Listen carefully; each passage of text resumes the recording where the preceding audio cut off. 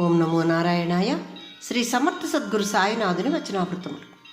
యోగి ప్రపంచంలోకి ప్రవేశించడం మరియు నిష్క్రమించడం ఎల్లప్పుడూ సరళంగా, నిర్మలంగా మరియు నిశ్శబ్దంగా ఉంటుంది అంటున్నారు బాబా.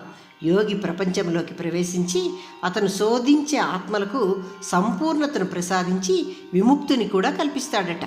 యోగి యొక్క జీవన విధానం మరియు అతని నిష్క్రమణ అంతయు వివేకానికి నిదర్శనమైనటువంటిది.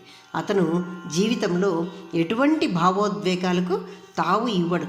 అతను తన భౌతిక శరీరం నుండి వెళ్ళిపోవునప్పుడు జీవుల హృదయాల్లో తన ఉనికి ఎల్లవేళలా ఉండునని హామీ ఇచ్చే వెళతాడు.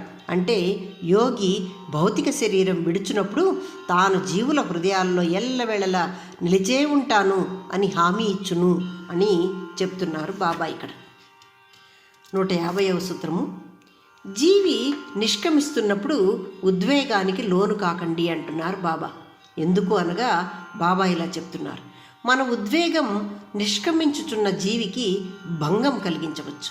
నిష్క్రమించుచున్న జీవి యొక్క ఆత్మకు సహకరించడం మనం నేర్చుకోవాలి. నిష్క్రమించుచున్న జీవి వద్ద అతని ఆత్మ సులభంగా నిష్క్రమించు విధంగా వేద పురాణములందు లిఖించబడిన లేఖనములను అధ్యయనము చేయుము అంటున్నారు బాబా ఇక్కడ. అంతేకాని భయం యొక్క భావనను ఆ ఆత్మకు కలిగించకము.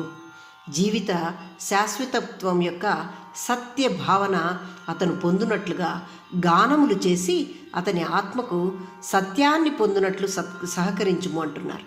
అంతేకాని అతను మరణిస్తున్నాడే అనే భయము ఆయన యొక్క భావన యందు నిలువనీయకుము అంటున్నారు. మరణ సమయమునందు వారి ఆత్మ సత్య మార్గాన వెళ్ళుటకు సహకరించుట కూడా మన జీవన కర్తవ్యము అంటున్నారు బాబా ఇక్కడ. అంటే ఎవరైనా మరణిస్తూ ఉంటే వారికి దగ్గర కూర్చొని వేదములందు పురాణములందు లిఖించబడిన లేఖనములను చదవమంటున్నారు. మరియు మంచి గానము, సంగీతము చేయమంటున్నారు. ఎందుకంటే వారి యొక్క ఆత్మ సత్య మార్గాన్ని గుర్తించి, సత్యాన్ని గుర్తించి, అంటే భగవంతుడిని గుర్తించి ఆ మార్గంలో సులభంగా పయనించుటకు మనము మన కర్తవ్యాన్ని అక్కడ ఈ విధంగా చేసి నిర్వర్తించాలట బాబా చెప్తున్నారు. 151వ సూత్రము. నా ఆత్మ అమరత్వాన్ని పొంది ఉన్నది అని నేను బోధనల యందు చెప్పినప్పటికీ అజ్ఞానులు నేను మరణించానని నమ్ముచున్నారు. నేను భౌతిక శరీరాన్ని విడిచినా కూడా నా జీవితాన్ని ప్రదర్శించవలసి ఉన్నది. అందువలనే సమాధి ద్వారా నేను నా స్పష్టమైన చర్యలను కొనసాగించుచున్నాను. నేను మాట్లాడతాను, నేను కనిపిస్తాను.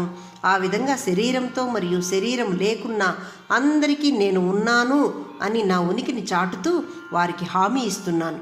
నా ఉనికికి శరీరమే ఉండాలి అని భావించేవారు పేదవారు అంటున్నారు. అంటే నన్ను శరీరంతోనే గుర్తించేవారు చాలా పేదవారు, మనసుతో చాలా పేదవారు. నేను ఏ విధంగానైనా శరీరంతో ఉన్నను లేకపోయినను నా ఉనికి మీతోనే ఉంటుంది అని చెప్తున్నారు బాబా. 152వ సూత్రము. ఉపాధ్యాయులు ఉన్నది ఎవరి కోసం అంటే బలహీనులు మరియు సౌమ్యుల కోసం. గురువును తెలివితేటలతో అర్థం చేసుకోగలము అని అనుకుంటే అది తెలివిమంతుల పని కానే కాదు. ఎందుకంటే సత్యము సరళత ఉపాధ్యాయుడు కలిగి ఉంటాడు. నిజం అన్నది సరళమైంది మరియు సరళతతో వ్యక్తీకరించబడుతుంది. ఉపాధ్యాయుడు ఎప్పుడు సరళంగా, సౌమ్యంగా మరియు సహజంగా ఉంటాడు. గురువు యొక్క జీవితము ఇతరులకు సాధారణత మరియు సహజత్వం ద్వారా సత్యానికి దగ్గరగా ఎదగడానికి తోడ్పడుతూ ఉంటుంది అంటున్నారు బాబా. అంటే గురువు బలహీనులకు, సౌమ్యులకు ఆయన యొక్క బోధనల ద్వారా వారు ఎదగడానికి తోడ్పడతాడు అంటున్నారు బాబా ఇక్కడ. ఓం నమో నారాయణాయ.